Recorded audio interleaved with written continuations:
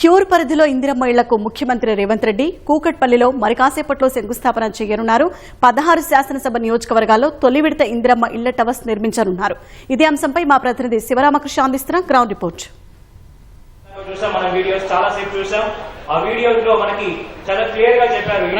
Hyderabad cure పరిధిలోని ఇందిరమ్మ ఇండ్ల towers కి మరి కాసేపట్లో సీఎం రేవంత్ రెడ్డి శ్రీకారం చుట్టనున్నారు. ఈ మేరకు Kukatpally housing board Malaysia township ఎదురుగా ఉన్నటువంటి ఖాళీ స్థలంలో శంకుస్థాపన చేయనున్నారు. శంకుస్థాపన చేసినప్పటి నుంచి ఒక ఏడాది సమయం లోపల వీటిని పూర్తి చేసి లబ్ధిదారులకు ఇల్లు అందించాలనే లక్ష్యంతో ఈ మేరకు పనిచేయనున్నారు. అయితే ఈ హైదరాబాద్ ఈ పరిధిలో చూస్తే కనుక కూకట్పల్లి హౌసింగ్ బోర్డు పరిధిలో చూస్తే కనుక దాదాపుగా 4 టవర్లు నిర్మించనున్నారు. 10 అంతస్తులు ఒక్కొక్క టవర్ ఉంటుంది. ఒక్కో ఫ్లోర్ లో దాదాపుగా 12 ఫ్లాట్లు ఉండనున్నాయి. 12 ఫ్లాట్లు 10 అంతస్తులో ఒక్కో టవర్ లో 120 ఫ్లాట్లు, మొత్తంగా 480 ఫ్లాట్లను ఈ పరిధిలో నిర్మించనున్నారు. దీనికోసం 43,20,00,000 రూపాయలు కేటాయించున్నారు. అట్లాగే హైదరాబాద్ క్యూర్ పరిధిలో ఉన్నటువంటి 16 నియోజకవర్గాల్లో కూడా 7,680 ఫ్లాట్లను నిర్మించనున్నారు. ఇందుకోసం 807 కోట్ల రూపాయలని కూడా ప్రభుత్వం ఇప్పటికే కేటాయించింది. అయితే దీంతో పాటు ఈ 16 నియోజకవర్గాల పరిధిలో ఉన్నటువంటి ఈ ఏవైతే ఉన్నాయో ఈ 16 నియోజకవర్గాల పరిధిలో ఉన్నటువంటి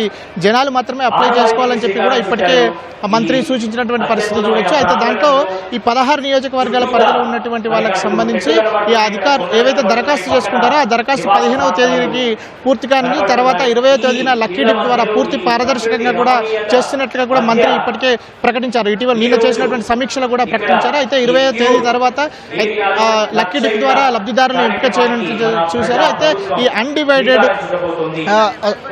రిజిస్ట్రేషన్ ద్వారా 20 నుంచి 25 గజాలు కూడా కేటాయిస్తున్నారు. దాని తర్వాత ఈ లబ్ధిదారులకు ఏదైతే ఇల్లు కేటాయిస్తారో దాన్ని 10 ఏళ్ల పాటు అమ్మకుండా, అట్లాగే ఎవరికి లీజుకి ఇవ్వకుండా, ఎవరికి రెంట్కి ఇవ్వకుండా కూడా దాని మీద ఒక షరతునైతే విధిస్తున్నటువంటి పరిస్థితి అయితే కనిపిస్తుంది. అయితే దీని నిర్మాణాన్ని చూస్తే కనుక అధునాతన టెక్నాలజీతో నిర్మిస్తున్నారు.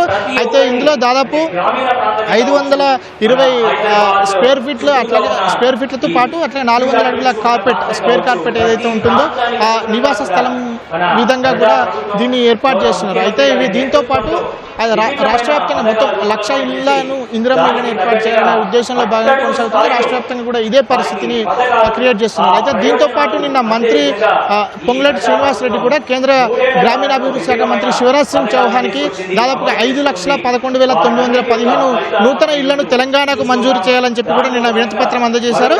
ఆ మేరకు కేంద్ర ప్రధానమంత్రి ఆవాస్ యోజన 2.0లో భాగంగా వీటిని తమకు మంజూరు చేయాలని చెప్పి కూడా ఇక్కడ కాంగ్రెస్ ఎంపీలతో కలిసి కేంద్ర మంత్రికి పొంగులేటి శ్రీనివాసరెడ్డి కూడా నిన్న వినతి పత్రాన్ని అందజేశారు. అయితే ఈ మేరకు మంత్రి కూడా స్పష్టమైన హామీ పాజిటివ్ వేలో స్పందించారని చెప్పి కూడా మంత్రి చెప్పినటువంటి పరిస్థితి అయితే కనిపిస్తుంది. అయితే ఇక్కడ దాదాపుగా అంటే ఇక్కడ ఈ యొక్క యాప్తో చేసినటువంటి సర్వేలో దాదాపుగా 5,11,000 పైగా మందికి సంబంధించి లబ్ధిదారులు ఉన్నారని, వాళ్ళందరికీ కూడా ఇళ్లను అందజేయాలని చెప్పి కోరినట్టుగా కూడా నిన్నటి సమీక్ష ద్వారా తెలిసింది. అయితే దీని తర్వాత ఇప్పుడు ప్రస్తుతం ఇక్కడ మరి కాసేపట్లో రేవంత్ రెడ్డి ఇక్కడ శంకుస్థాపన చేయనున్నారు. దాని తర్వాత ఏర్పాటు చేసినటువంటి బహిరంగ సభలో కూడా సీఎం రేవంత్ రెడ్డి మరి కాసేపట్లో ప్రసంగించనున్నారు.